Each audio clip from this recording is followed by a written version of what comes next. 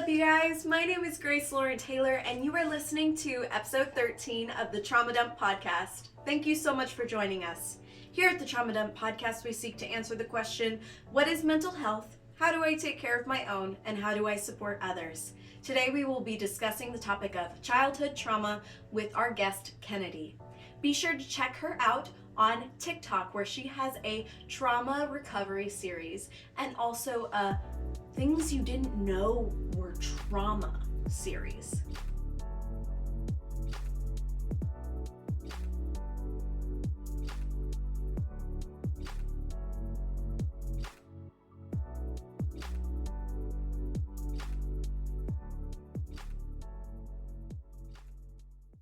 Remember, if you'd like to share on the show, please message us in the podcast participants channel on our Discord, along with your unique experiences, and we will match you to the right episode. If you suspect that your child or another child close to you is being abused, please contact the BetterHelp National Child Abuse Hotline at 1-800-4-A-CHILD. That is 1-800-422-4453. Or visit the federally funded Child Welfare Information Gateway at www.childwelfare.gov. If you need immediate help, please stop this episode and contact 911. If you or someone that you know is struggling or in a crisis, help is always available. Call or text 988 or chat 988lifeline.org. You will be able to speak with a trained crisis counselor at any time, day or night.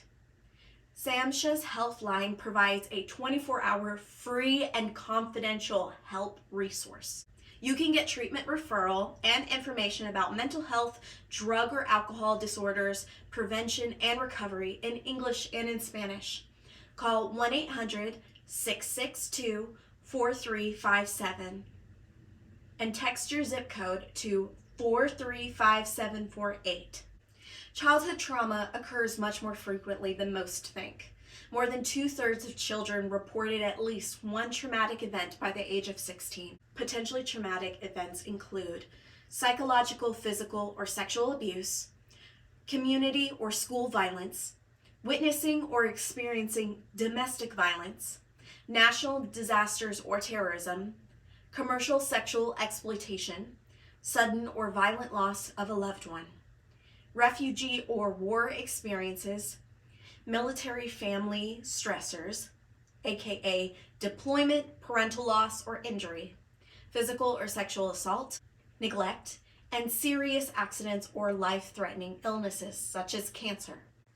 For many people, childhood trauma is the foundation of them developing PTSD, and it's so stigmatized. Whenever I tried to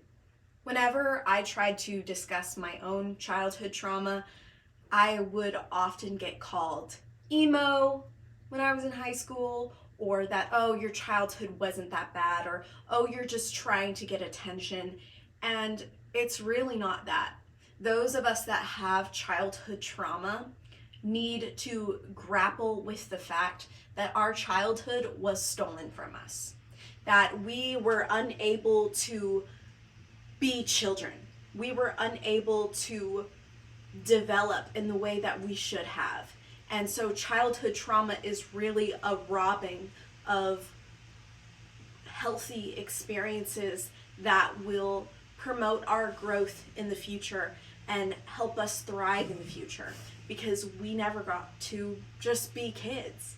We never got the freedom to just do what we wanted, to work towards something that we were interested. We were burdened with trauma. Just a quick disclaimer before we start. I am not a licensed health professional. I am just a person who has experienced trauma and wishes to destigmatize talking about trauma. This podcast only seeks to create community and further understanding of these topics that are so often overlooked and extremely misunderstood. If you or a loved one are in need of medical professional help, we have resources in the description on our YouTube, Spotify, Apple Podcasts, and so many more research and resources in our Discord. The topics discussed on this podcast are always for a mature audience, so viewer discretion is advised.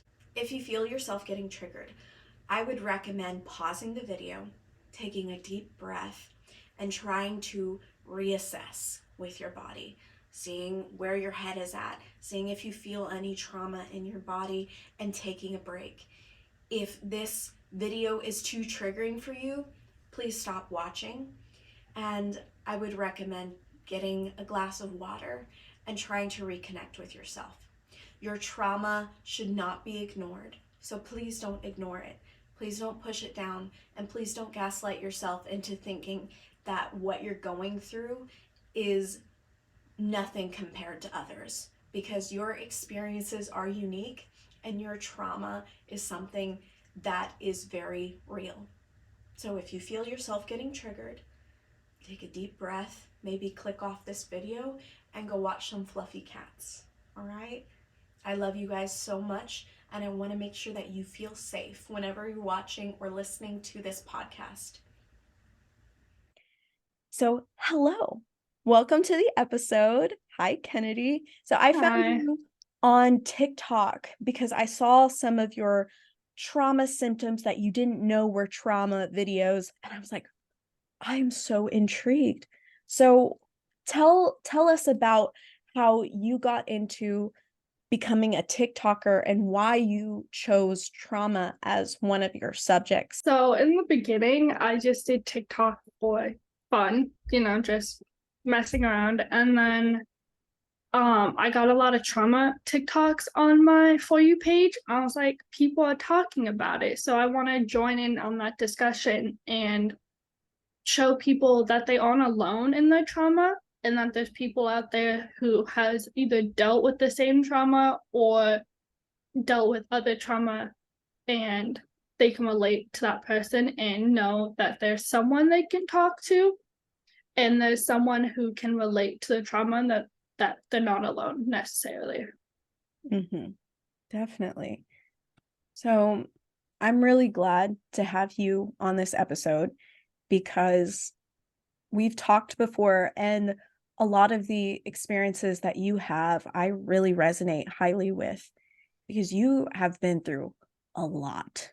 Like, oh my goodness, it can't be overstated of how much you have endured and how you've transformed that trauma into such a positive, because you're reaching out to those of us who, don't know what to do, and you're providing so much love and compassion, and you're such a resource. And I want to tell any of the listeners, if you need someone to resonate with what you're going through, Kennedy, she's like awesome. Like, you have such a light about you. You're such, oh my goodness, you've been through so much. And I'm really excited for this episode because the way that you're transmuting that trauma into purpose is so evident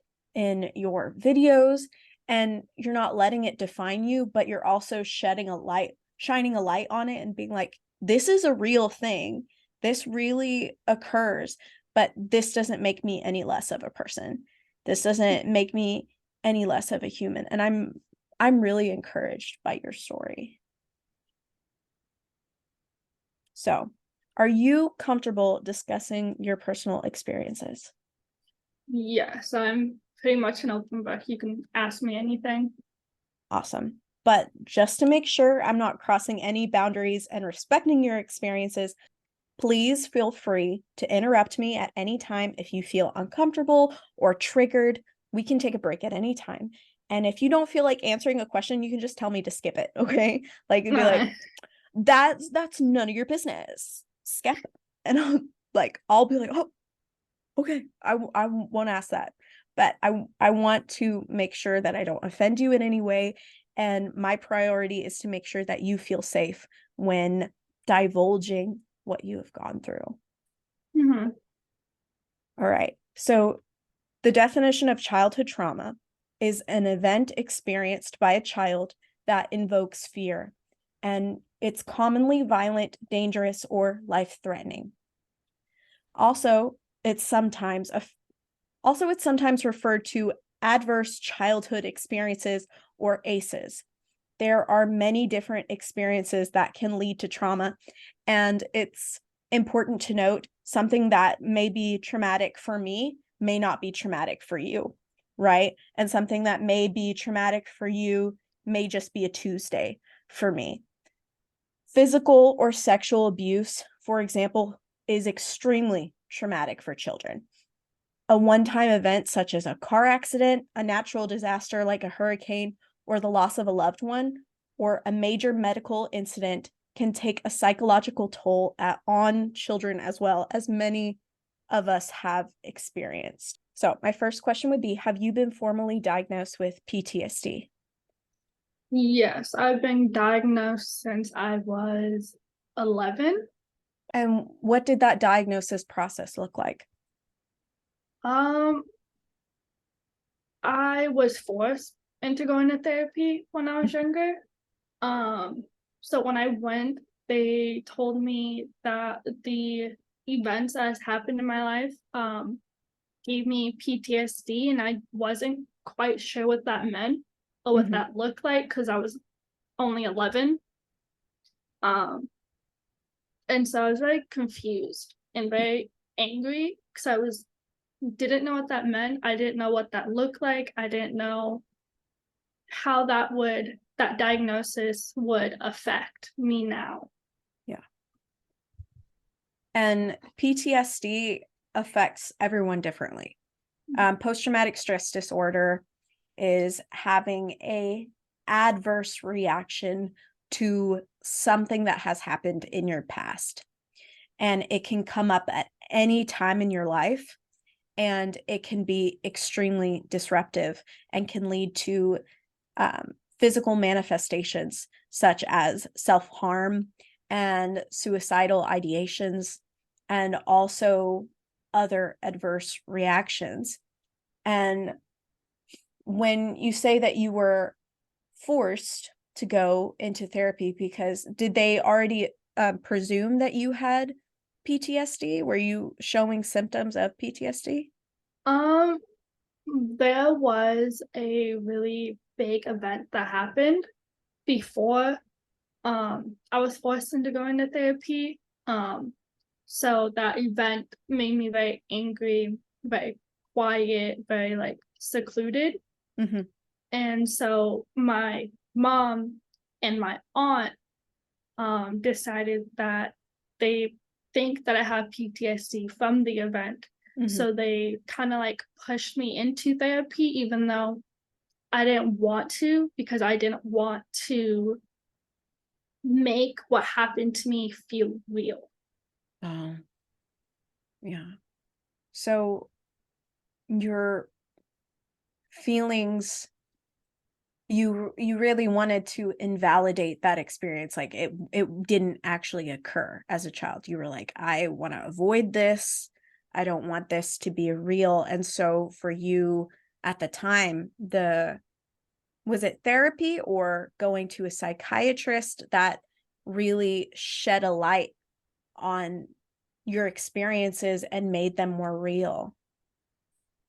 Yeah, I went to a therapist, the same therapist that my mom and dad happened to also go to during their marriage.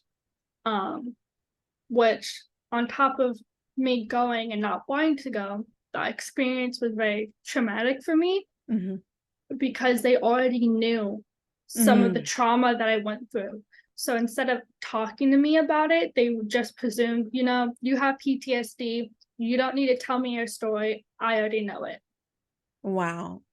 I'm appalled that you experienced that. That's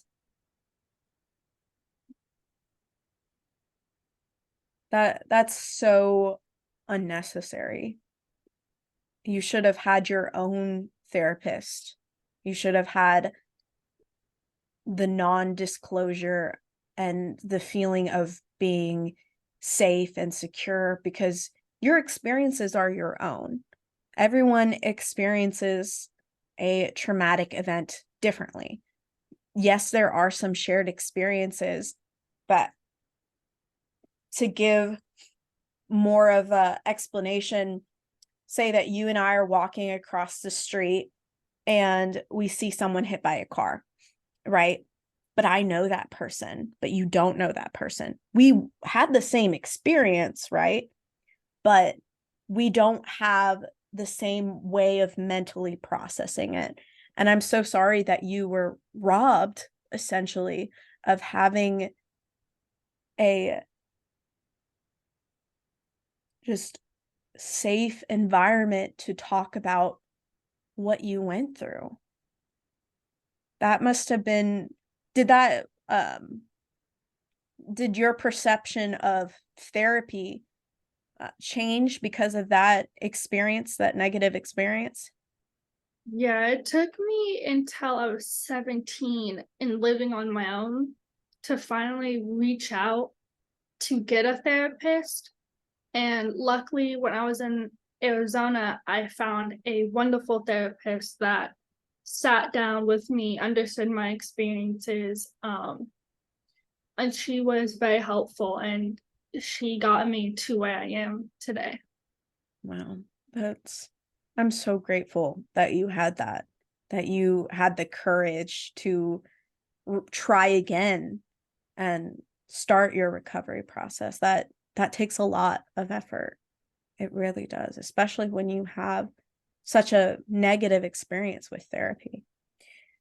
So I don't want to push you, but could you briefly explain what that key traumatic event in your childhood was? Um,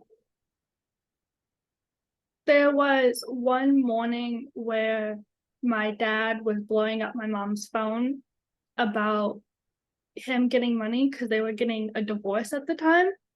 And this would be the third divorce that they went through with each other. Hmm. And so he was blowing up her phone, asking for money, asking for his birth certificate and his social because he just abruptly left without any of his things.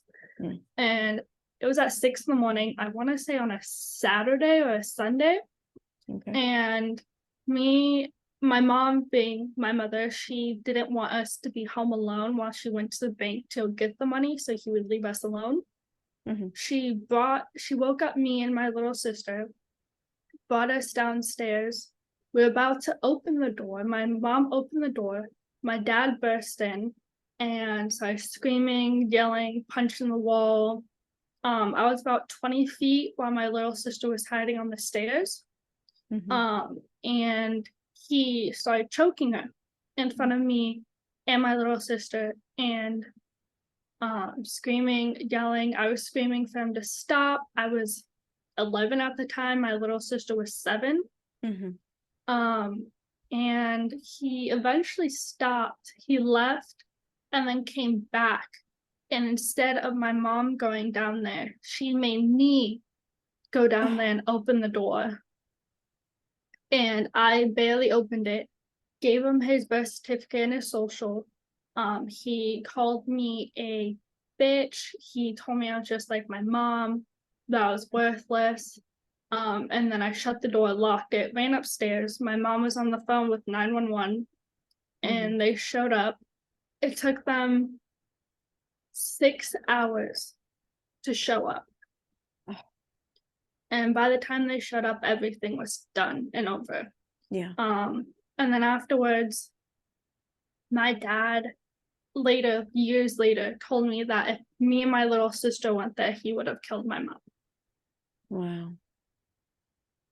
So let me pause you for a moment and ask you, are you feeling okay right now? Yeah, I'm okay. I'm used to talking about it. A lot of people ask questions about my trauma, so I'm used to it. Okay. I just want to say I'm immensely sorry that you had to experience that.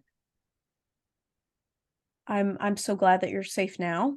I'm so glad that your mother is alive and well, and I'm so glad that he did not murder your mother, and I'm so glad that it didn't end in such a horrible tragedy. It was a tragedy what you experienced, but I'm so glad that it wasn't worse. And domestic abuse is such a horrible thing to endure. I mean, you sincerely endured domestic abuse. And my goodness. Let me ask you this question. Do you forgive your father for that experience? Have you forgiven him? Um, I'm not quite sure. I've tried to have him in my life recently, Mm-hmm. and that didn't go so well. He bought me a car in order to buy my love from him, Mm-hmm. and he screamed at me, yelled at me, belittled me. Um, so I cut him off, even though he bought me a car. Yeah. So Yeah. I've tried numerous times with him, and nothing's changed about him.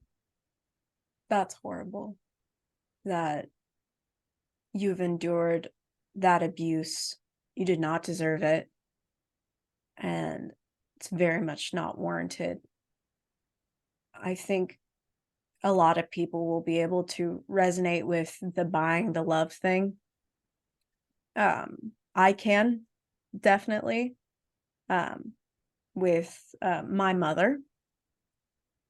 She has abused me verbally my entire life, and she'll flip-flop between saying that she loves me, like love bombing me, like, and then just taking it all away in an instant, calling me worthless. And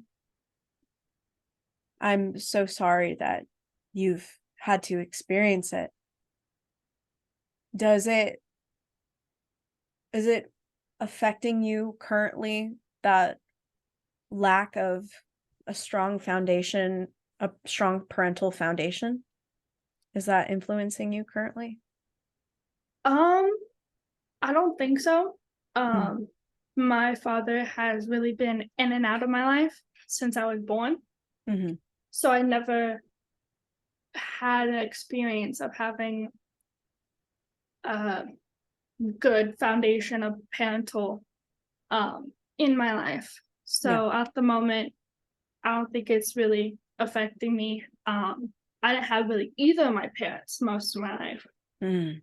So I have a mom, Mhm. but she is my best friend's mom. Oh, So I made her my parental figure in my life.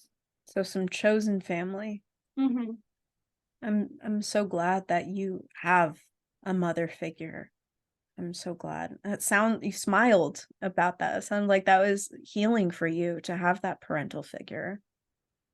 Yeah, my best friend's been in my life for over 10 years. So her Mhm. mom has been my everything. If something happened at my house, I would just walk 10 minutes from my house to their house and just be there. Oh, that's such a blessing. I'm so glad that you have that woman in your life. So, this podcast's purpose is to identify trauma and how we can help heal ourselves and others. Something that's really crucial for me at least, to comprehend is that trauma is not who you are, it's what you went through. And that being said, would you consider what you've gone through as trauma? I would. I would say it would be trauma because of how it affected me Mhm. and how I feel like if I didn't go through trauma, I wouldn't be so angry. Mm. Um, cause I don't know. I feel like it's trauma because of how how angry and how sad I've been my entire life. Yeah. Like when I was younger, when I didn't know what I was going through was trauma, I was happy. I was just this lucky go kid that would run around, scream, and have fun. And then when I realized what was I going through was trauma, it completely shattered my life. I wasn't that happy go lucky girl anymore. I was the sad, angry, quiet. So yeah, I would say what I've been through was trauma. Mm-hmm. Well, from my perspective, the first step in the healing process is acknowledging what we have gone through and accepting it. And a lot of people will hear acceptance and think that you think it's okay, right? That's not the case. Acceptance is letting go of your control on how you perceive what has happened to you and accepting it as reality. For me, that acceptance came with recognizing that my mother is abusive, right? I endured a lot of childhood trauma, but not in the same sense that you did. I think you were significantly parentified, and I'm so sorry that you were. I was also significantly parentified. I have 2 younger brothers, and whether or not they acknowledge it, I was third parent. I was responsible for making sure they had food. I was responsible for making sure their homework was done. I was responsible for doing all the cooking, the cleaning, dishes, laundry, everything. If anything was left on the floor, say if my dad left his underwear on the bathroom floor, which he did a lot, even though there was a hamper, that was my fault for not picking it up and putting it in the laundry. And narcissistic abuse is horrible, and it's something that I've endured. And I think from hearing what you've said, I think your father might fall on the narcissistic spectrum. And I think for daughters of narcissists, we're left to pick up the pieces. We're forced, whether we acknowledge it or not, we're forced to become the caretakers, become those missing pieces of the puzzle of just love. And when I recognized that my mother was abusive, that her patterns were very toxic, that what she did to me and my siblings of discarding us and then saying and love bombing us and saying that she loves us so much, no matter if she's experienced trauma or not, it wasn't okay for her to treat us that way. It wasn't okay for me to constantly be discarded and then pulled back in. When I was about 15 years old, my mother decided she didn't want to be my mother, and she sent me to live with my grandparents for like 6 months. And she put all the blame on me. She said that I was a bad child, that I wasn't doing my chores, that I didn't deserve to live at her house, I didn't deserve to eat, that I was fat, that I was gross, that I was ugly, that how could anyone love me? And looking back on that now, I felt so broken because I was broken, and it was so unacceptable for her to treat me that way. And it's so unacceptable for both of your parents to treat you the way that you've been treated.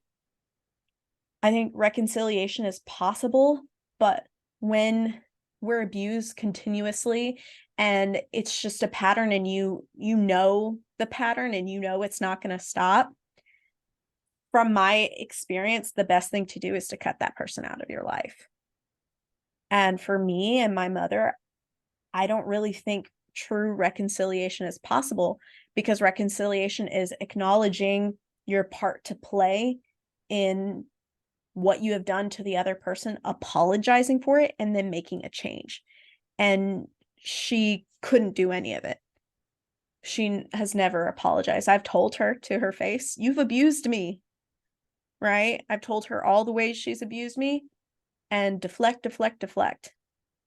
And it's so hard, because grappling with the fact that my dad is now deceased, and my mother flip-flops between wanting me and hating me, that I will never have a strong parental foundation for the rest of my life. And that's traumatic. Children, to fully develop into functional human beings, need a strong parental foundation. And I think a key in providing that strong parental foundation is for parents to go to therapy before they have children, if they're pregnant or not, before they have children, and intermittently while they're having children. Because I always felt like a proverbial punching bag. Did you ever feel like that with your parents? All the time. I'm one of three, so I'm the middle child. And so I was the designated punching bag. I was number one punching bag. Yeah. You were scapegoated as a child, yeah? Yeah, I was either mentally and emotionally, or I was actually used as a punching bag. That makes me so disgusted with the way that you were treated. It was very hard growing up in that house, because not only did my parents use me as a punching bag, my siblings would also use me as a punching bag. Yeah. I'm a lot stronger than both of my siblings. My little sister is 4 years younger than me. My older sister is 2.5 years older than me. But they would always gang up on me. And I knew I could fight them off. I knew I could push them off, but I knew that if I did that, I would be the one who would get in trouble. Yeah. And I let them abuse me, because it was either them abuse me or my parents abuse me. And my dad at least was a lot bigger than me. So it was either that or my sisters pushing me downstairs or choking me or punching me or tackling me. Or it was my dad's kicking me or throwing shit at me or whooping me with a belt, which he would say that, "Oh, I didn't abuse you. It was just, parenting you because I was whipping you, and that's not abuse." And he would say, "I only would hit your butt when I use the belt." And I was like, "You hit my back, my neck, my head, you would miss." So yeah, I would feel like I was a punching bag for anyone around me, and I would let them, because I didn't want to fight back, because I knew I would get even worse abuse if I did fight back. Yeah. And I think a lot of people experience stuff like that. I mean, I'm so glad that hitting your child is becoming less prevalent as a form of discipline.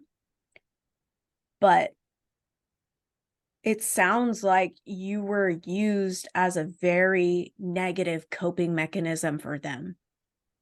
That harming you was a way for them to feel better about themselves, their situation. And I'm devastated for you. That I'm so glad that you're out of that situation, because hitting anyone is assault.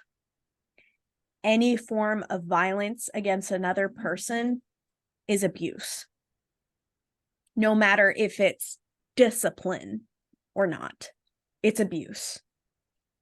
And I'm so grateful that you feel comfortable sharing this, that you feel like you're in a place where you can talk about this. It's what you've been through is just horrifying. And I'm wondering, has any of the things that have been transgressed upon you with your siblings, have you forgiven them? Have those things continued on into your adulthood, or are they stopped? Physical abuse has stopped. Mentally and emotional abuse hasn't. I lived with my older sister for the past 2 years. I finally moved to a different state. But I lived with my older sister for about 2 years, and all we ever did was fight. All we ever did was scream and yell, and she would always bring up stuff that happened in the past to make me feel like shit. She would bring up the abuse that I put upon her when I lived in Vegas, when we were not getting any help. We were all angry and like traumatized. And I took responsibility for the abuse that I have caused my sisters. And I've apologized for it. My sisters, on the other hand, they don't see what they did was wrong. They've never apologized for it. They never took responsibility for it. So me living with my older sister for 2 years, she would use things against me. She had a car for she got a car on my birthday, on my 18th birthday. Instead of anyone getting me anything, they gave her a new car. So she would use that car and put it over my head. Like, if you don't do this, I'm not letting you use my car. If you don't do this, I'm gonna stop driving you to school and you're gonna have to walk to college. Recently, before I even moved out, about a week before I moved out, we got in a huge fight about money because we were paying rent. She didn't pay her portion the month prior, so it built up of fees. And I didn't want to pay off those fees because I was trying to move. So she said if I didn't pay more money than I'm supposed to every month, then she wasn't going to drive me to the vet to get my cat stitches out. Wow. And that was the last time I talked to her. Good for you. I haven't really talked to her. The last time I talked to her was she bought some things off my Amazon. And I got messages from the people of Amazon, so I sent her those, and that's pretty much it. I did ask her permission to talk about our childhood trauma before I did any of this. As a sibling, when you are experiencing trauma and that is your reality, right? You grow up in trauma, you experience trauma, and you inflict it upon your siblings. I have 2 younger brothers, and I know that they have abused me unknowingly, and I know that I've abused them unknowingly and knowingly. Abuse is anything less than love. And when it came to sharing my experiences, both of my siblings have said they don't want to be included. They don't want me to talk on their experiences. And, when you asked your sister's permission, I want to applaud you for that, because that takes so much care and growth and consideration And it shows how big of a person that you really are, because you got out of that toxic situation with your sister. I know that you love your sisters so very much. It's evident in the way that you treat them. It's evident in the growth that you have had. It's evident in your general way of existing, that you have so much consideration for others. And I think it's so loving of you to say, hey, I'm going to talk about my trauma. I'm going to mention the stuff that we went through and say, hey, if you don't want me to talk about something, just let me know. That shows so much compassion. And I really want to give you props for that, because you deserve consideration as well, because it's also your experience, right? Mhm. What was your sister's response to you saying that you're going to be on this podcast? My older sister was very happy that she basically saw this as success for me, another step forward to putting my story out there. She was very happy for me. I asked her what I can and cannot talk about. She just said, do not say my name. And I said, obviously, I would not say yours or my little sister's name whatsoever. She also said that I could talk about anything, but do not talk about how she felt or her specific trauma that she endured alone. Same with my little sister. She told me not to talk about specific things, and I told her I would never. That's not my experience. That's not my trauma. I would not say a name. I wouldn't do anything. And I both asked them if they wanted me to send them the unedited video so they can tell me what I said was okay and what they wanted deleted and what was okay. Yeah. Well, you're definitely going to get that. It's going to be up on YouTube unlisted so that you can show it to them. I'll upload it today after we're done with this, and then you can tell me like timestamps of what you want cut out so that you feel safe, because I don't want to air anything that you don't want me to, or your sisters don't want me to. This is a safe space. So approximately 3.5 of adults in the United States experience symptoms of PTSD every year, and an estimated 1 in 11 will receive a PTSD diagnosis in their lifetime. Childhood trauma can impact how you build bonds and relationships. Childhood trauma can make you feel afraid to fully trust anyone or afraid to commit in a relationship. It can also affect how you express and regulate your emotions. People with PTSD may have difficulty saying what they're thinking without an emotional outburst. It can also affect how you respond to authority figures. You may have an intense dislike or mistrust of authority figures. I know that I've experienced that a lot with my PTSD. And PTSD also affects how you handle stressful situations. People with PTSD may become more easily overwhelmed in times of stress or have lower tolerance for frustration. From my own experiences with PTSD, because I've been formally diagnosed with CPTSD, which is complex post-traumatic stress disorder, which I think you definitely have complex post-traumatic stress disorder. The main difference between PTSD and CPTSD is PTSD is usually one event. CPTSD is a number of events that occur over time and keep occurring.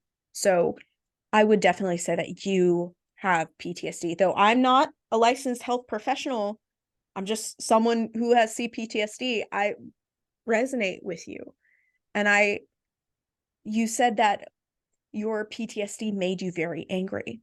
PTSD also affects how you behave socially. A lot of people with PTSD avoid certain types of social events or speaking with certain people it can affect how they perform at work or school, and it can make them absent-minded or unable to focus clearly, and it definitely impacts their vision of future success, making them doubt the ability that they can go far in life. And it's incredibly sad. PTSD is like a robber. It robs us of being able to move forward, because when you're in that midst of trauma, it's all that you are, right? You don't know anything else. But when you come out of that trauma, it's almost like your body is so used to that trauma that it wants to go back. And that's something that I experienced a lot. And it, like those unhealthy coping mechanisms that I had of self-harm, of slamming my head into walls, because I wanted, as a child, to knock myself out because I was under so much like stress, duress, anger. I would slam my head into a wall to knock myself out. And I started doing that again this year. And because it was something in my brain was like, oh, this thing worked when I was younger to knock myself out. Let's do that again. Do you recognize any of your own unhealthy coping mechanisms with your PTSD? I used to self-harm a lot when I was younger. I want to say mostly in high school. Mhm. I eventually decided that what I was doing wasn't helping at all. It was just, for me, making it worse, because my mom would see it and then she would flip out, which would cause me even more PTSD, because then she would threaten to send me away. Yeah. And so what I did instead was I would be completely silent. Mm. If you say something I didn't like, or if I was angry or sad or stressed, I would completely go mute. Mm. I still do it to this day. Mhm. I don't know how to regulate my emotions to where I can express it without exploding. So what I do is I go completely mute until I can process my emotions, which will take between an hour to maybe a week. Mhm. I would also used to punch walls a lot. I would punch whatever wall was near me. Mhm. I don't do that anymore. Um, I can't think of everything. I've done a lot of things when I was younger too. I did a lot of things that would hurt me. I Yeah. would punch walls. I would self-harm. I would be completely mute, or I would scream the top of my lungs to the point where I wouldn't be able to speak. Mhm. Um, I would also grab my hands and like squeeze my hands to the point where my hands will stop bleeding because my nails are digging into my hands. Yeah. So I would do a lot to distract my brain from the PTSD and the pain I was going through. Yeah. For me, the physical manifestation of the pain, the hitting myself, the punching myself, the slamming my head into a wall, for some reason that made my mental pain more real to me. If that makes any sense? Mm-hmm. That was the main reason why I did it, is because I was experiencing so much pain mentally that I kept gaslighting myself like, this isn't real, this isn't real. And so I would physically manifest it to make it more real for myself, which is a very negative coping mechanism. And it's extremely harmful in so many ways. Childhood trauma affects everyone differently. It can lead to developing mental illnesses. It can lead to development of chronic physical health conditions. And it can lead to so many other negative coping mechanisms that can distance us from other people.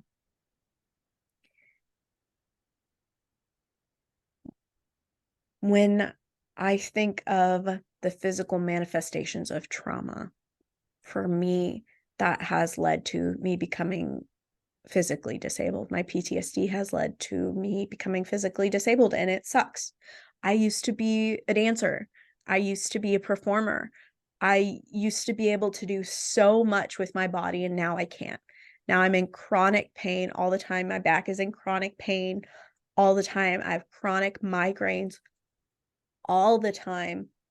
And I know for a fact it's a physical manifestation of my PTSD. Do you experience chronic pain? I experience chronic migraines. It will be so bad that I'll start throwing up, Mhm. or I cannot be around noise or light. I would have to put ice behind my head. Mhm. I have really bad joints from me doing dumb stuff to get attention. I would purposely try to break my bones so I can get attention from my parents for once.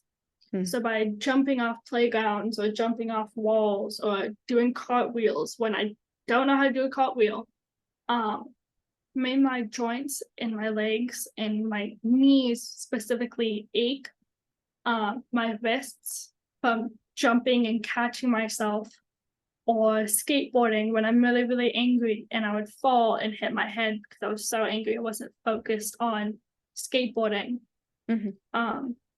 My entire body, my back, my neck, my wrists, my ankles, my knees, my head, it's hard to function when everything in your body's telling you you can't. Yeah. My doctor has told me that my seizures are a manifestation of my body trying to cope with the trauma, of my body trying to make me recognize that, hey, there's something wrong. You need to fucking chill out. You need to stop. You need to stop whatever you're doing and recover. Because when we ignore the trauma for so long, I think that's when it physically manifests, because our bodies are like, you can't ignore this anymore. I'm going to make it impossible for you to ignore this. And I think it's important to note that not all overwhelming or life-threatening experiences are considered traumatic to some people. Children, teens, adults, they interpret their unique experiences differently. And a life experience that is traumatic for one child is not always traumatic for another. I mean, as a kid, I'd love to get attention. I jump off the trampoline, like as I jump as high as I could to jump onto the ground, but I don't think I did it because I wanted attention from my parents because I wasn't getting it. I think it's because I was just wanting to do dumb shit and see if I could get away with it.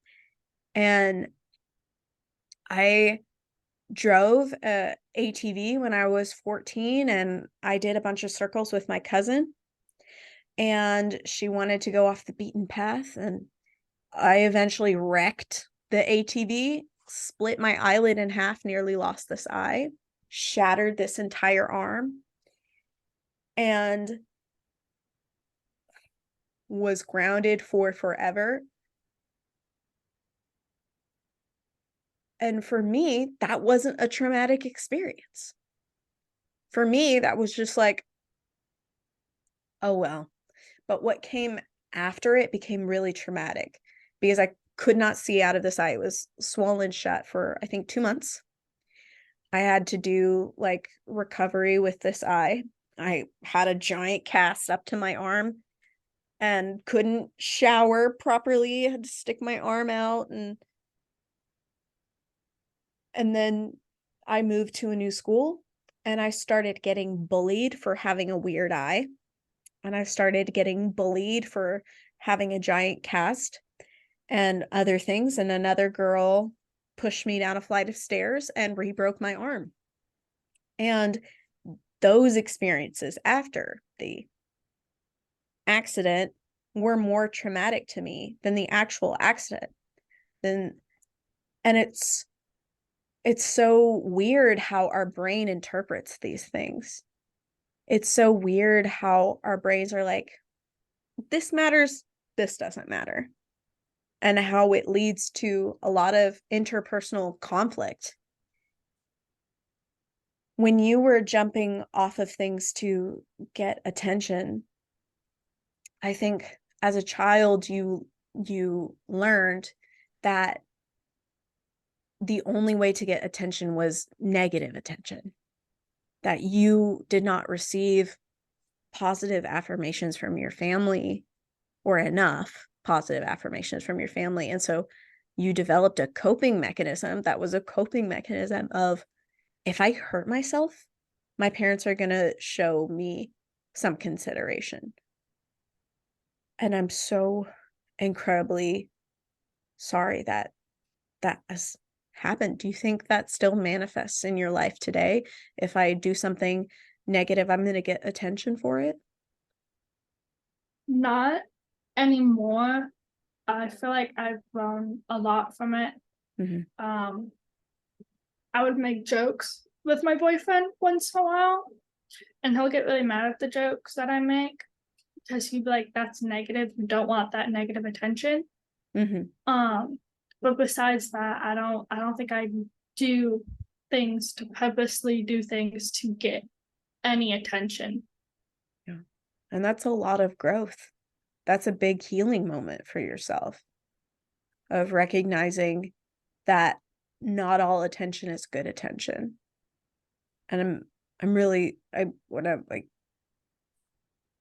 props to you, because that coping mechanism exists in a lot of adults, especially I think in people with substance abuse problems, because from my own experience, I've never done substances, but I've seen a lot of people who have in college, and they would get praise for getting super, super drunk, super, super sloshed, whatever they called it, and being able to rally the next day and do it all again.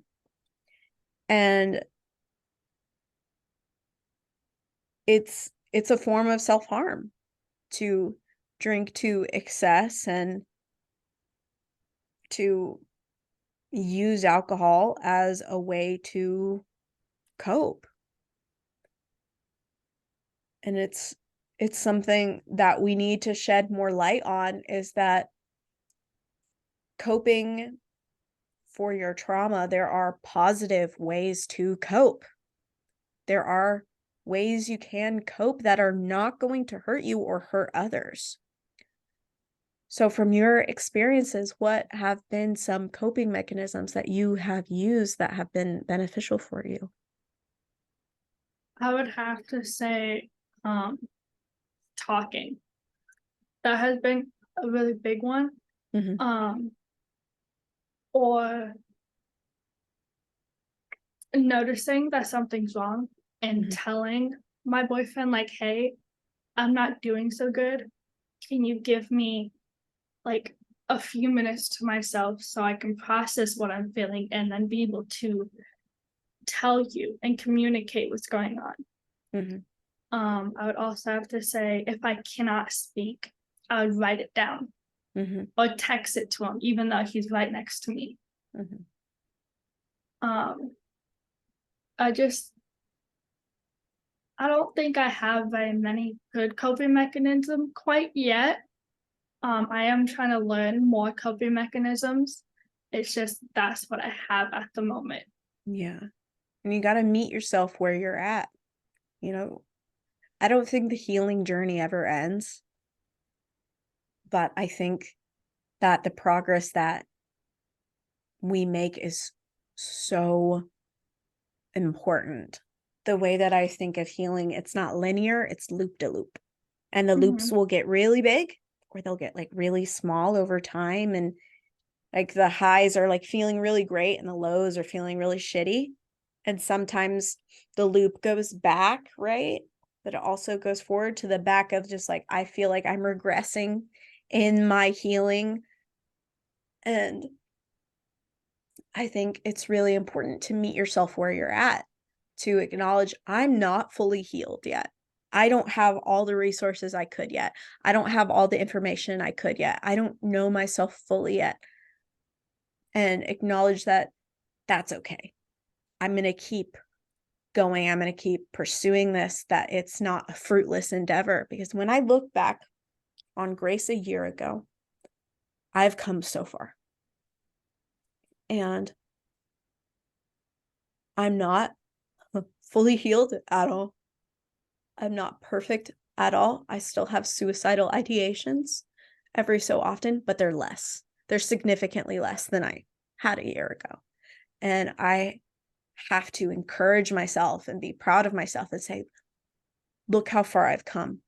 For me, a really good coping mechanism has been journaling, has been keeping a diary and customizing my diary. Actually, I'm going to get it. Hold on. I'm going to show you it.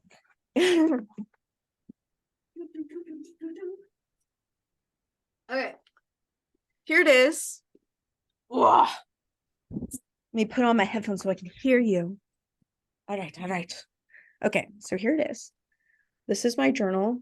I put like stickers all over it to make it customized. My favorite one is the "Just Leave Me to Die" cat in a blanket.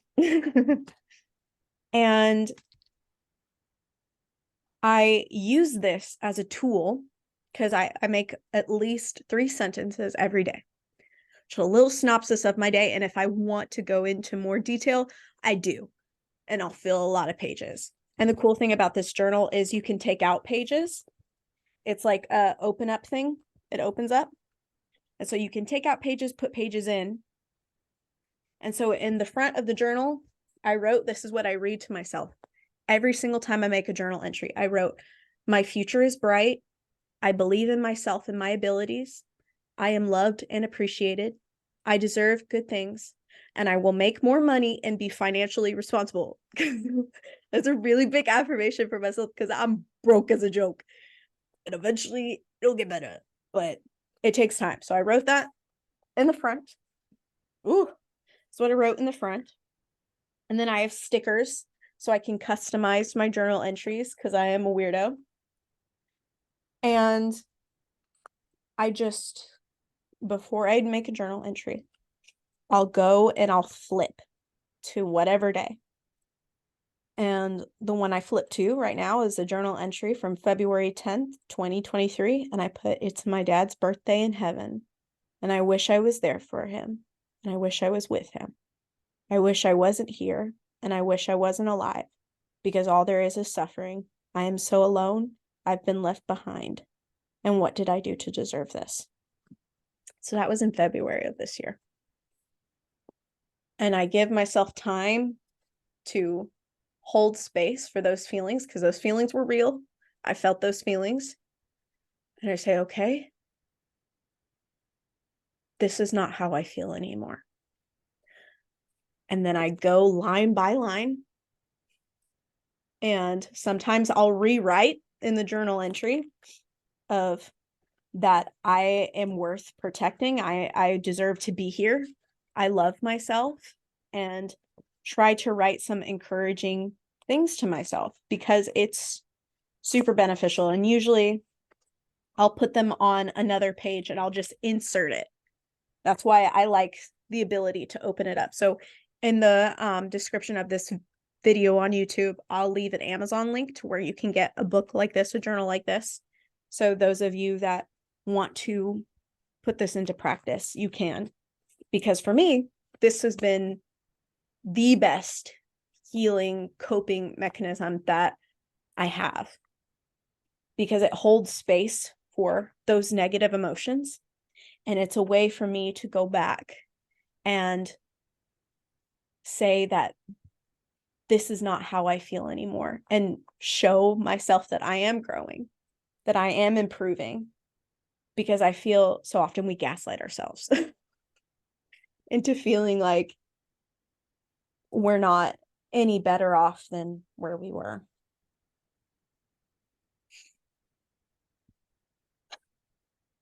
And that's a way for me to just say, actually, you're doing a hell of a lot better than you think you are. And it's helpful for me. That has been my favorite, most recommended coping mechanism. Another term that you may hear a clinician use when referring to difficult or scary experiences is adverse childhood experiences, or ACEs. The ACE study is an ongoing research study that explores the relationship between childhood trauma experiences and long-term medical, health, and social consequences. Results show that approximately 65% of children will experience at least one adverse event during their childhood, and that nearly 40% of all children experience at least 2 or more ACEs. This study further has repeatedly found that the greater number of ACEs a child has been exposed to, the greater he or she is at risk for developing a physical and mental health problem throughout their lifespan. For example, heart and lung disease, alcoholism, risk for intimate partner violence or domestic abuse, drug use, poor academic or work performance, depression, and suicide. ACEs include traumatic experiences, but are broader in nature. The original ACE study included the following 10 adverse childhood experiences: physical abuse, sexual abuse, emotional abuse, physical neglect, emotional neglect, mother treated poorly or mother treated violently, household substance abuse, household mental illness, parental separation or divorce, or incarceration of a household member.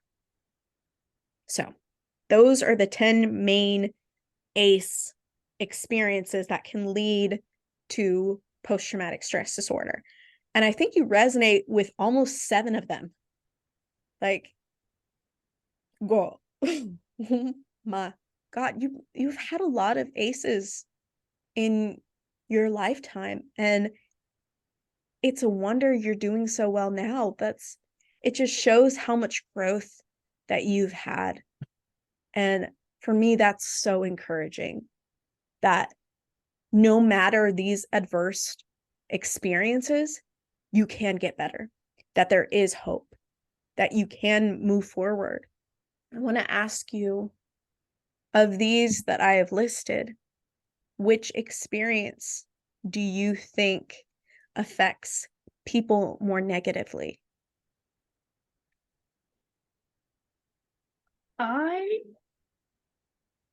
I don't think there's one thing that affects people more negatively, because it all depends on you. For me, I would say the abuse from my mother has affected me more negatively, but someone else might think that the dad abuse affected them more mentally, or one of the family members in the household got incarcerated, more mentally challenging for them. It all depends on the person. For me, I think it's my mother or the abuse from my father. I think parental abuse has affected me more mentally than any other. Yeah. I think it's also important to note that, unfortunately, childhood trauma is not a formal diagnosis, and the American Psychiatric Association of Diagnostic and Statistical Manual of Mental Disorders in the 5th edition, otherwise known as the DSM-5. Childhood trauma is not a diagnosis in the DSM-5. Do you think it should be? I think it should, because you don't always, PTSD you can get from it, but not all childhood trauma results in a diagnosis. My sisters, for example, they were diagnosed with PTSD and depression, but I was diagnosed with PTSD, depression, bipolar disorder, and all that jazz. But not all childhood trauma has the same diagnosis. So I feel like that should be a diagnosis of childhood trauma, because everyone who's been through childhood trauma can resonate and know that they're not alone. Yeah. So we're going to segue into different forms of abuse in childhood trauma. And I want to get your viewpoints on each individual thing. Okay. So abuse as a whole is either physical, emotional, or sexual when it comes to diagnosing for PTSD. When you think of abuse, what does your mind immediately go to when the word abuse is spoken? I would have to say mentally or emotionally, because that's the one that everyone overlooks. When people think of abuse, they think of physical abuse. They don't think of mentally and emotionally abuse, but that's where my mind goes to. Yeah. Do you think neglect is a form of abuse? Yes. I feel like neglecting your child could cause a lot of childhood trauma.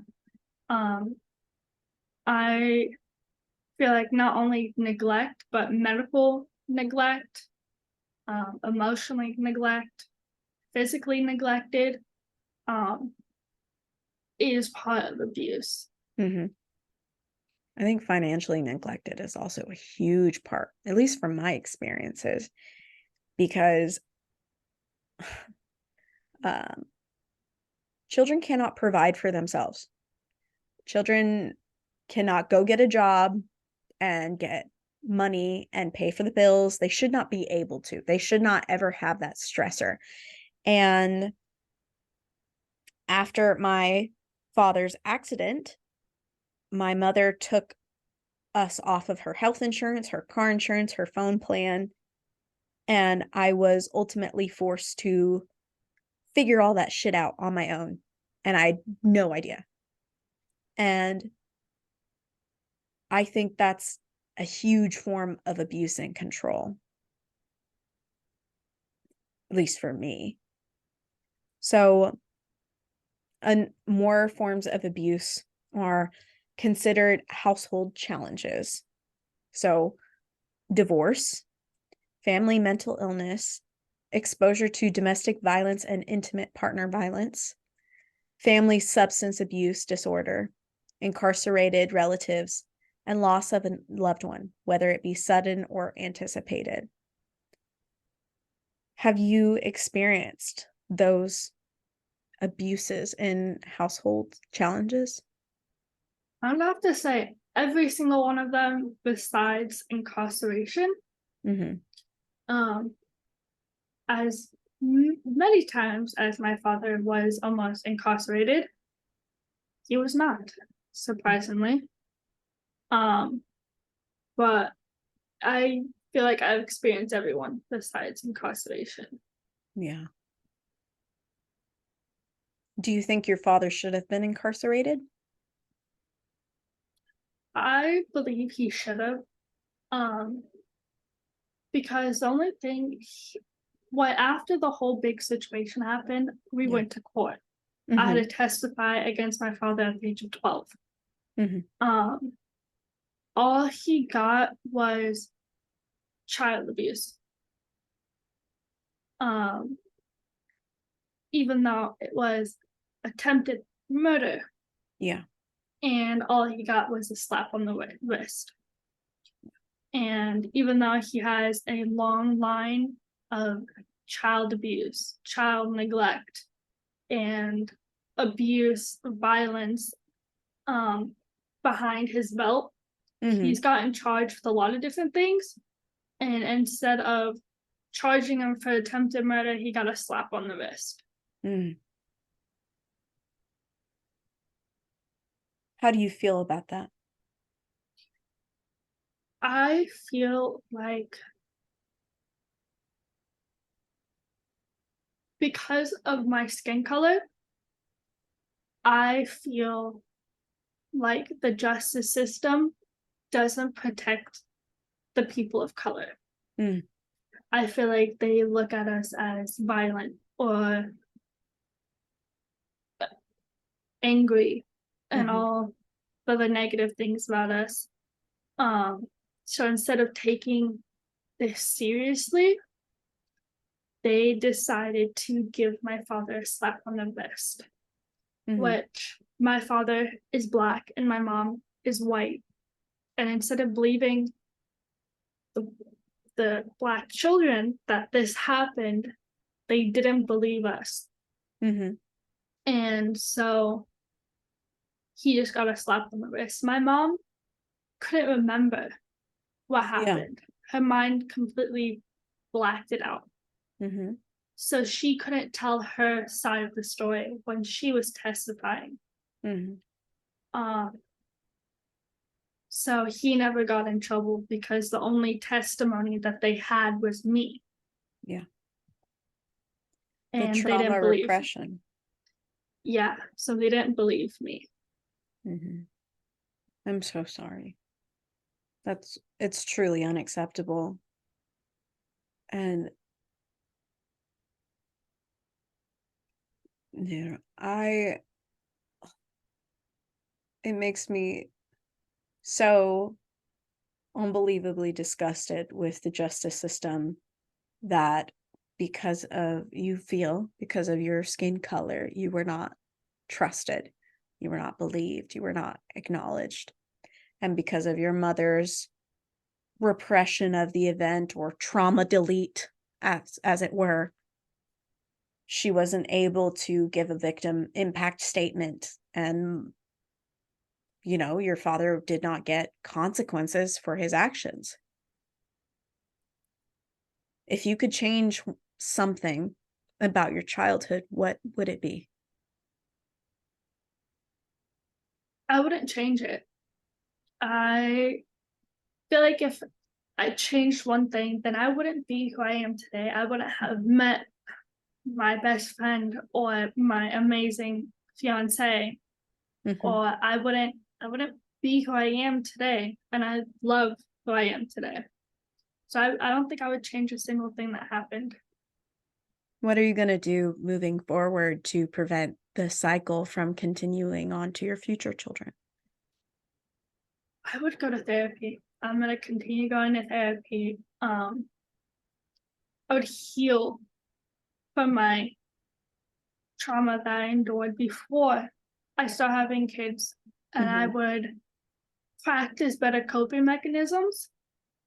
And I would teach my kids when they get old enough and they're okay with going to therapy, that they would start going to therapy and seeing how they could cope with the emotions. And I feel like everyone should at least go to therapy once.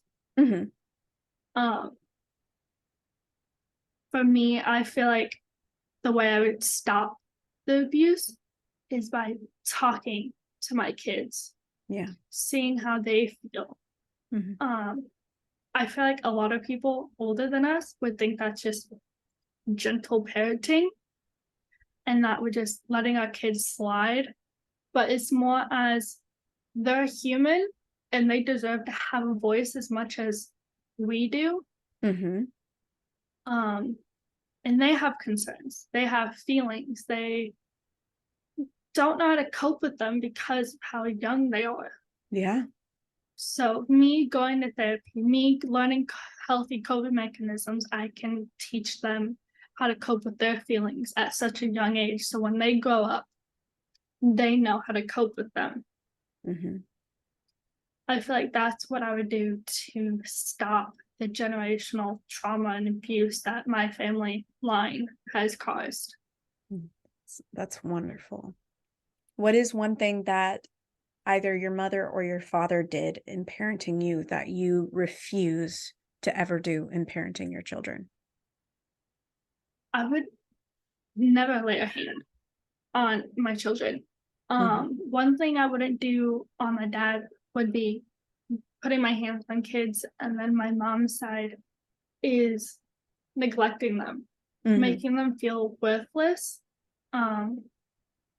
With my mom, she would not only neglect, but when we got old enough, she would basically push us to do our own thing and push us to be independent when we weren't ready to be independent.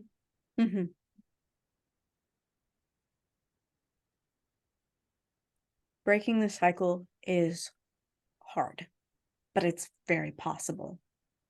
And it's really hard, especially when your family doesn't recognize how their actions have affected you.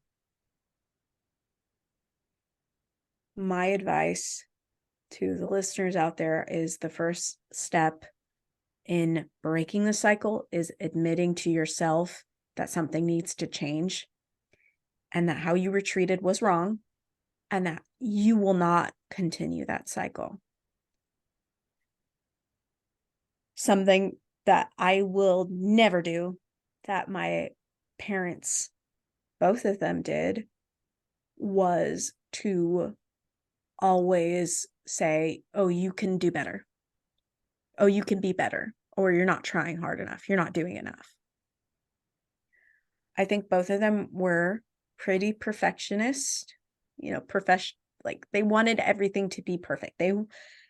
My dad would tell me all the time when I was acting that he wanted to make sure that his child was better than all the other children up on the stage. And that is something I will never, ever do to my children. I will always enforce that however they perform is enough. And if they are struggling, I will always be there to help them grasp whatever they're struggling. And maybe if they're struggling in something that they don't need to do that anymore. Like I did sports growing up. I sucked at sports. I struggled really hard, but my parents kept making me do it, even though I would tell them all the time, I don't want to do this.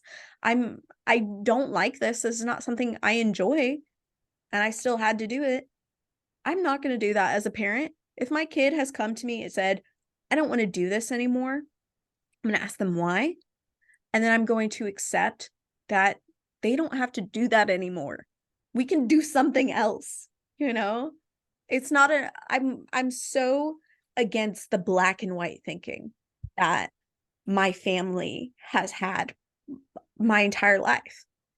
And nothing is black and white. Just because you don't want to do something doesn't make you a quitter. That's what I was called a lot as a child because I didn't want to do something. I would be called a quitter. And that's something I will never, ever say to my children that they're a quitter because it makes them feel like a failure. It made me feel like a failure because, oh, your kitty. Oh my goodness. Oh. So he's been meowing and scratching at me and jumped on me. He loves you so much. Oh, he loves you so much. That's so amazing. You go. So how has your daily routine changed because of your experiences? I can actually wake up. I actually want to get out of my bed and go do something. I used to not read. Mm-hmm. I have dyslexia and I have ADHD, so it's hard for me to read. But as of recently, I've been trying to read. I've been crocheting when I'm bored. So I've been actually trying to do stuff that helps me mentally and gives me something to do while I'm at home instead of just playing on my phone or watching TV all day. I actually, when I first got my cats, I didn't have the mental or physical capability of getting up every day and feeding them. I would make my fiance do it, but I would play with them and I'll do all the fun things with them. I just couldn't physically get up at the times that I needed to get up to feed them. I would feed them at night because I would be awake already. But now I can do that. I can wake up every morning, feed them, take care of them. I can read or crochet in the morning. I'm trying to get back in journaling. Yay! That's so much improvement. I mean, I see your face lighting up when you're talking about this. Like, I'm so happy for you. I also crochet. I love crocheting. It's one of my favorite things to do in the whole world. I think more people need to crochet. Sometimes it's just great to hold a soft, fluffy thing that you're just making. Last year I was so obsessed with it that I made my partner a sweater, like a giant, very comfy, durable sweater. And then I was nannying 4 boys, and one of the boys wanted a sweater just like his, and I made him a sweater in like 5 days because I was so obsessed with crocheting. Crocheting is such a healing thing for me, and I'm glad that you're able to be more productive. I mean, that shows so much growth, and want to commend you on that. Do you have any projects that you would like to show us? Not at the moment. I've been crocheting for like a month Mm-hmm. now, and I've been trying to make a blanket Mm-hmm. for my fiance, and it's taking a very long time, and I didn't buy enough yarn. So I need to go out and go get more yarn. Yeah. I'm I making it as big as my bed. And Ooh. my bed's a queen size. Mm-hmm. That's a lot of work. That's a lot of Mm-hmm. work. Do your wrists hurt at all?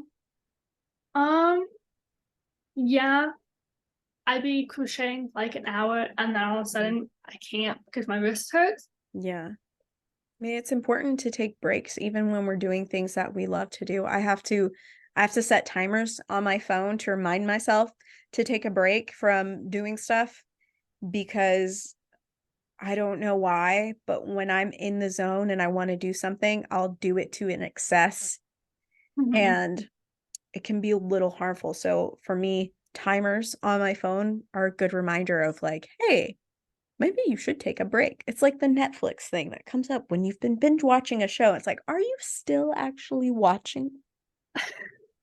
Sometimes that's like oof, I've been called out moment. And then sometimes it's like you're right. I need to stop. I need to do something else because this is no longer serving me. The quote, "This is no longer serving me," has been something my therapist has really drilled into my brain, of recognizing when an action, a belief is no longer serving you. It doesn't, it's not helping you in any way. And sometimes that's stopping something that you usually enjoy. Sometimes that's cutting out a person that doesn't have, you know, positive things to say or is only criticizing you. And for me, that's really, really hard because I'm the oldest of 3. I was very parentified and I hate giving up on people. Mm-hmm.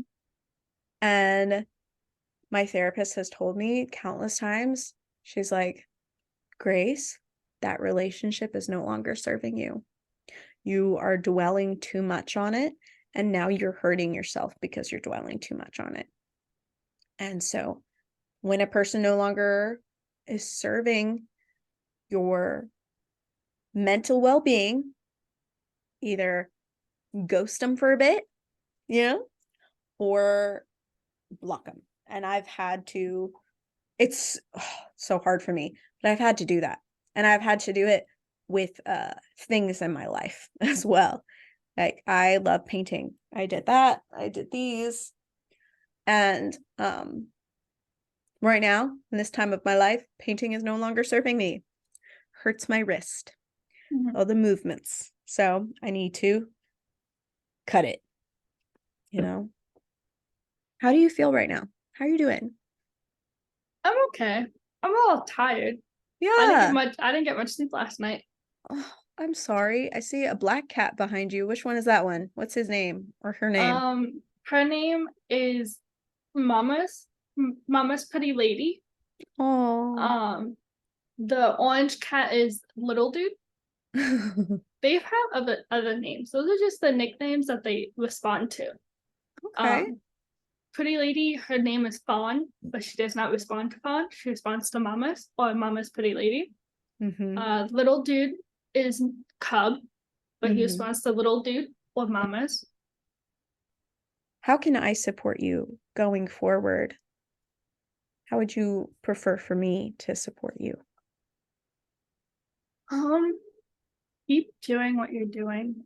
This is really nice and good and amazing that you made a podcast and a TikTok and a YouTube channel to make a nice, healthy community in a Discord that people can talk to each other.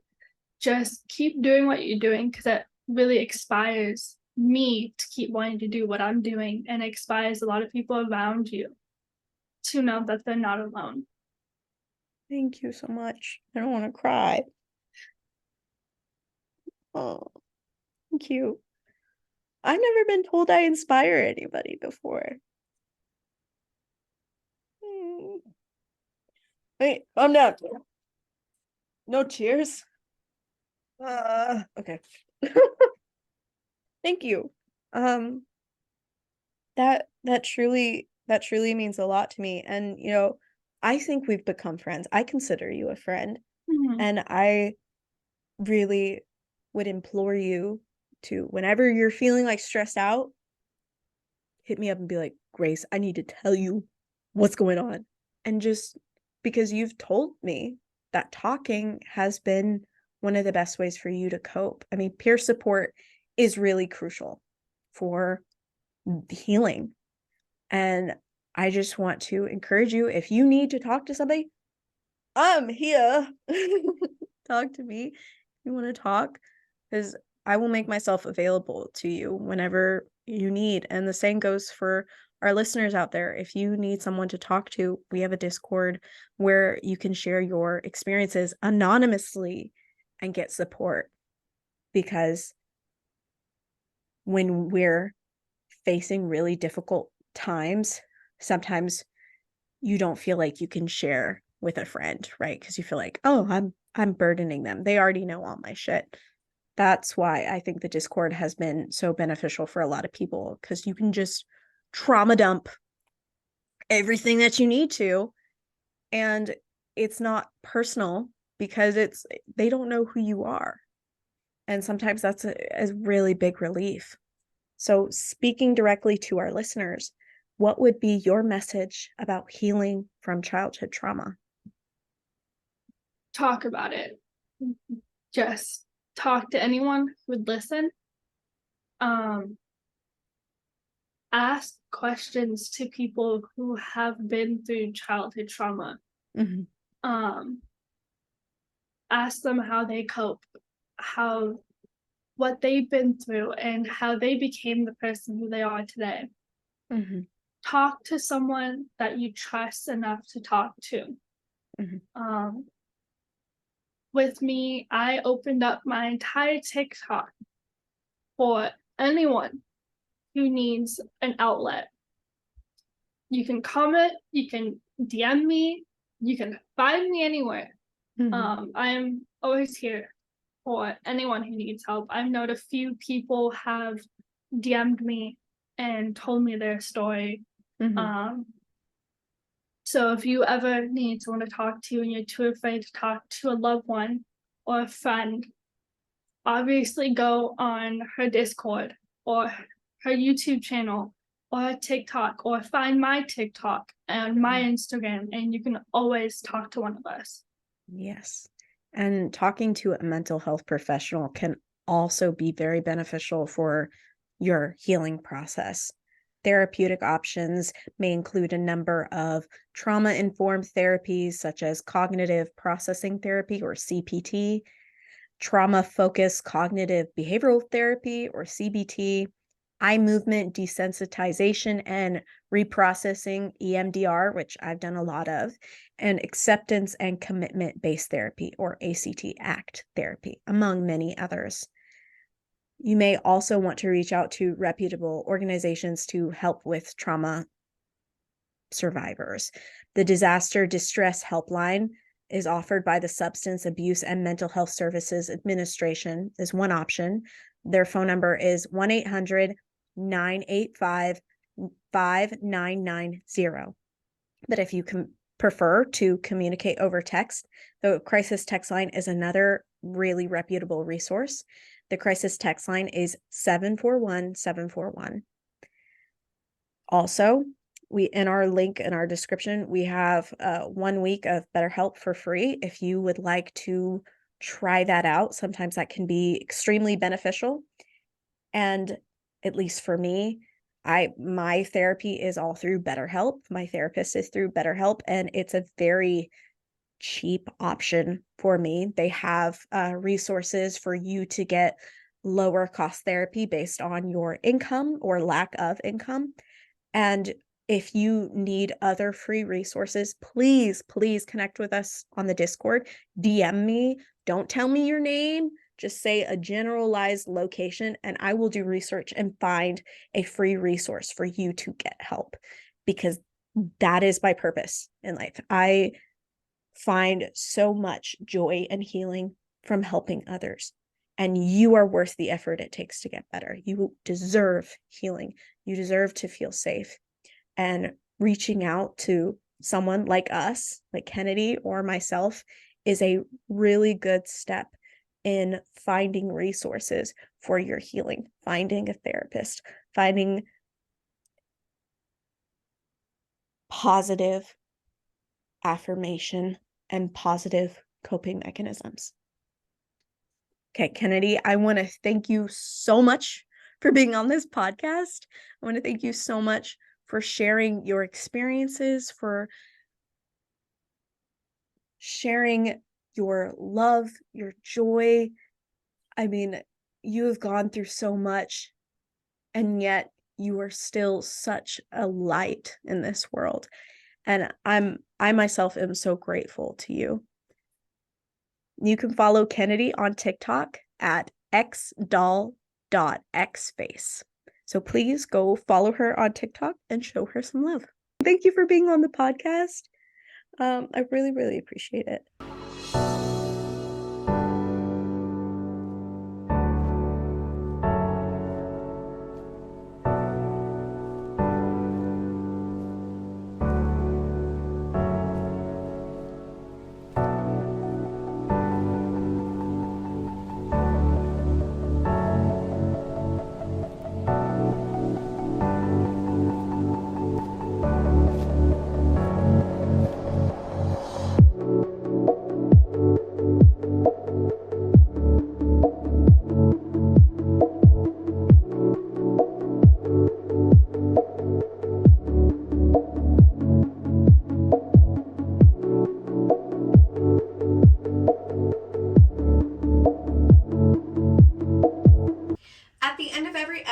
We spin our wheel of emotions to learn a new feeling and how it correlates to trauma.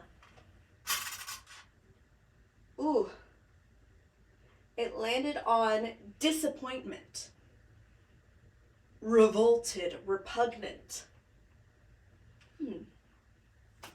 So oftentimes when we are dealing with trauma, we are so disappointed in ourselves. We are disappointed in the way that we deal with the trauma. We are disappointed in our reactions. I, for one, struggle greatly when it feels like I fall back into the patterns of self-harm as my coping mechanism for when I am dealing with trauma. Because trauma is not your fault. That's something I want to make extremely clear. And trauma is not who you are, it's what you go through. And so often we associate our trauma with us being bad, with us deserving it, being disappointed in ourselves. I, for one, when I am going through a bout of depression, sometimes it gets really hard to take care of myself. It gets really hard to get out of bed. It gets really hard to brush my teeth, really hard to brush my hair, to maintain my hair. And I feel like I'm just not worth it. I'm just not worth the effort. And I become so disappointed in myself, and I have this internal war with myself. And I just want to speak on the feeling of disappointment when it comes to trauma, that we should not be disappointed in ourselves when we feel like we're regressing or when we are regressing in our trauma recovery. Because healing is not linear. I like to think of the healing process as loop-de-loop. As the high of it is you're feeling really good, and the low of it is you are feeling super defeated and super depressed and super bad, but you're still on this journey of healing. From my own experience, those loops get fewer as time goes on. They don't completely go away, but they do get fewer, and the loops get a bit smaller. And I do my best to not be disappointed in myself when it comes to my healing journey, because I know that's doing myself a disservice. If I look back on Grace a year ago, when I first started this podcast, I've come so far, and I'm really proud of myself, because it took a lot of effort, and that effort was worth it, because here I am now, and I'm not fully healed. I don't know if I'll ever be fully healed, but I am doing my best, and my best is enough. Just because I have these bouts of depression doesn't mean that I'm not worth it as a person, that I can't get better, that I can't improve. And I want to say that the same is true for those of you listening, that you are worth the effort it takes to get better, and those feelings of disappointment will ease over time, and it will get better. I promise you. I know sometimes it doesn't feel like it will. And when you're going through those times, I really want to recommend connecting with those that love you, with those that you know will encourage you. And if you feel like you don't have anyone, connect with us on the Discord. Connect with me. Share your story. And I promise you, it lifts such a load when we share our burdens.